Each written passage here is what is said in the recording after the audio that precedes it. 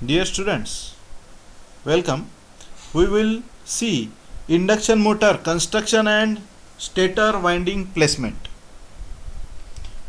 So, this is the construction of induction motor where outer side, which is nothing but the finned cover.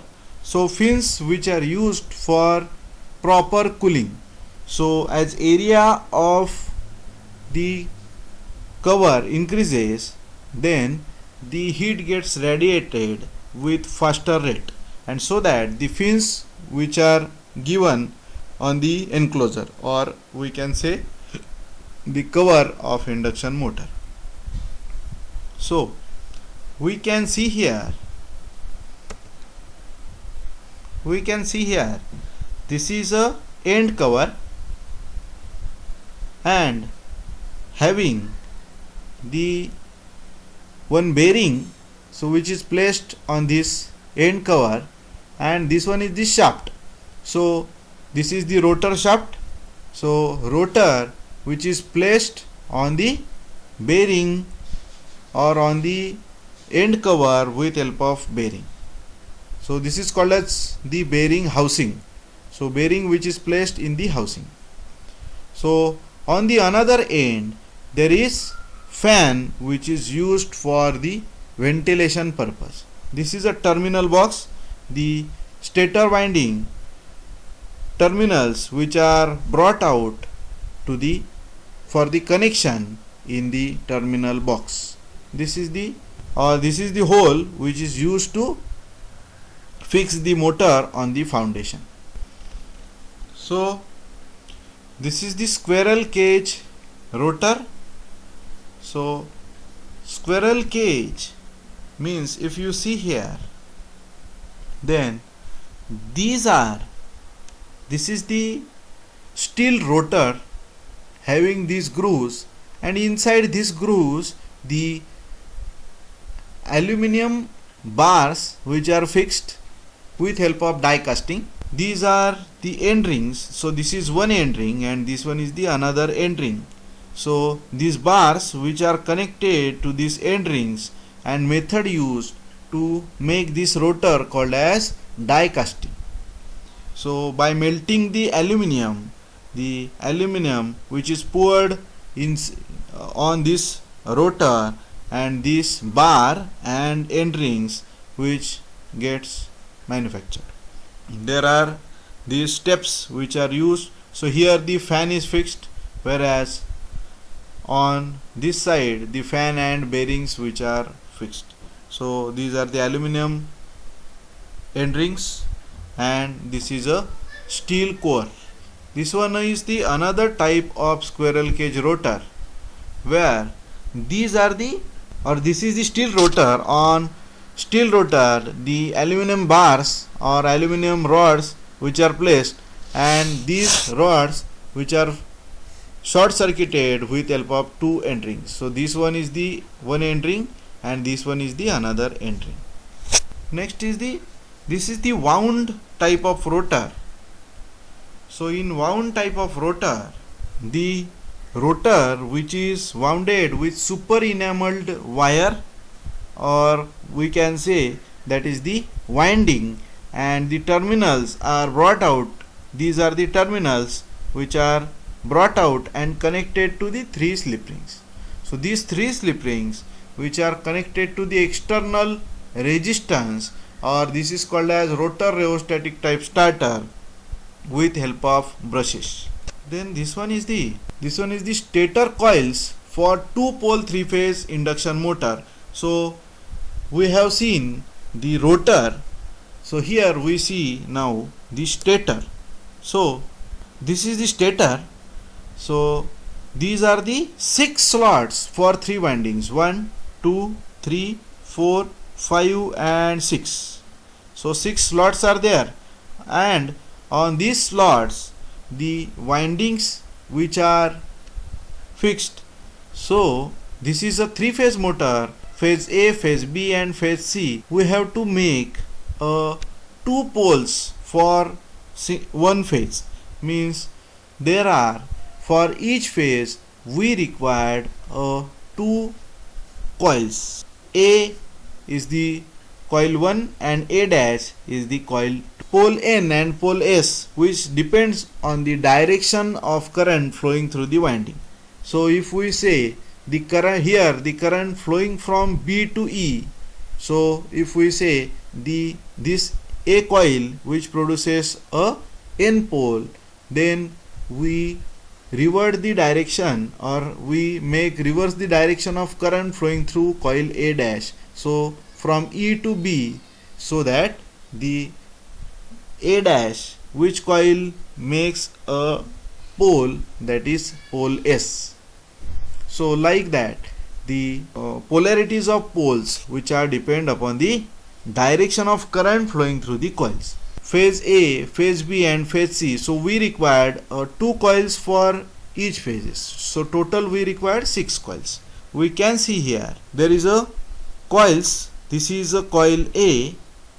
This is a coil A dash. This is a coil B. This is a coil B dash.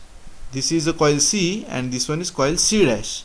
So like that, the 6 coils placed in the 6 slots. So here, how the coils which are placed. So if we see here, the coil A which is placed between slot 1 and slot 4, coil B which is placed after 120 degree of the coil A. So coil A starts at 1, coil B starts at 3 and coil C starts at 5. So like that, the distribution of coil which is done here, the angle which is adjusted like that. Here the angle is adjusted. If we say coil A at 0 degree, this coil A which shows the N pole, then another which shows the S pole. Coil B, here coil B which is in the influence of S pole, then coil B dash is in the influence of N pole. The coil C in the influence of S pole, then coil C dash in the influence of the N pole. The distribution of fluxes which make the rotating magnetic field. So this is a diagram for coil span and distance between center lines. So we required a coil placement which should be 120 degree to the each other. So here coil span, that is equal to stator circumference divided by number of slots per poles. So coil span, here stator circumference shows in degrees, that is 360. So 360 divided by 2 means the coil span is 180, means the one coil of R phase or A phase and another coil of A phase, both are in 180 degree phase shifted. So this is the A and this one is the A dash, both are in 180 degree phase shifted. And another thing is distance between center lines. So we required a distance between center lines, that is 120 degree divided by number of pole pairs.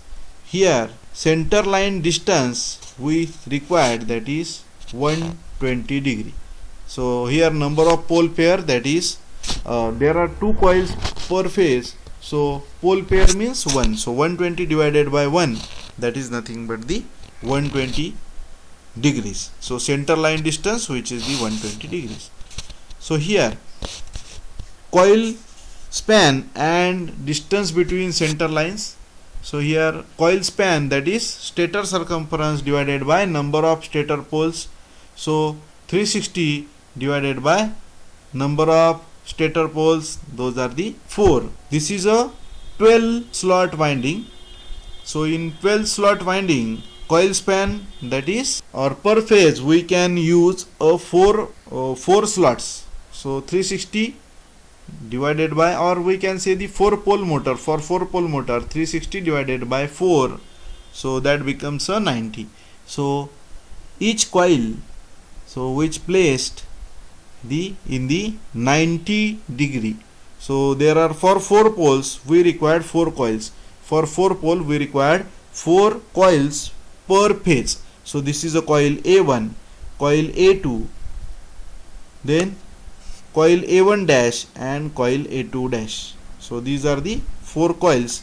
Like that, for each phase we required 4 coils per phase. So total coils, which are 4 into 3, that is 12 total coils, which for all phases becomes 4 into 3. So per phase coils are 4, so 4 into 3.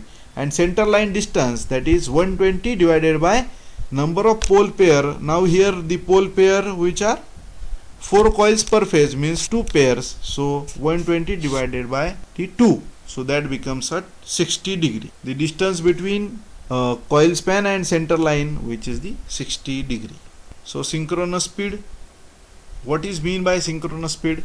Synchronous speed, earlier in lecture 1 we have seen that the synchronous speed means the speed of rotation of rotational magnetic field, RMF. So here we can say Ns is equal to the stator frequency divided by P by 2. So poles by 2, where Fs is the frequency of 3-phase supply, P is the number of poles, and Ns is the synchronous speed. So by solving this, we can say, by solving this, Ns is equal to Fs divided by P by 2. So for RPM, revolution per minute, we can say 60, we have to multiply this equation by 60. So 60 into 2 into Fs divided by P, that is RPM. So Ns is equal to 120 F by P, or Fs by P. So slip, so what is mean by slip speed? So slip speed is equal to, we can say n is equal to Ns minus Nr. So Ns is the synchronous speed and Nr is the rotor speed. So Ns minus Nr is nothing but the slip speed, and slip is equal to Ns minus Nr divided by Ns, that is the per unit slip. And for percentage slip, we have to multiply this slip by 100. By solving this Nr equation, we can say Nr is equal to Ns in bracket 1 minus S. So next is effect of slip on rotor frequency. How the speed affects on rotor frequency? We know that Fr is equal to Pn by 120. We can say Fr is equal to S into F. So where F is the stator frequency, or Fs we can say. So S into Fs. So that is the stator frequency. So slip into stator frequency is nothing but the rotor frequency. So here for block rotor condition, for when the rotor is at 0 RPM, what happened? Slip becomes Ns minus Nr divided by Ns, means Ns minus 0 speed divided by Ns. So slip becomes 1. So rotor frequency, so S into Fs, it becomes S is equal to 1 at block rotor condition. So Fr is equal to P into Ns divided by 120. So this is the frequency of the rotor when rotor is blocked. At that time the frequency of rotor, which becomes S into, so we can, or we can say the Fr is equal to Fs. Stator frequency is equal to rotor frequency at block rotor condition. So in general, at block rotor, rotor frequency is equal to S into Fs. So effect of slip on rotor voltage. This is the EMF induced in rotor.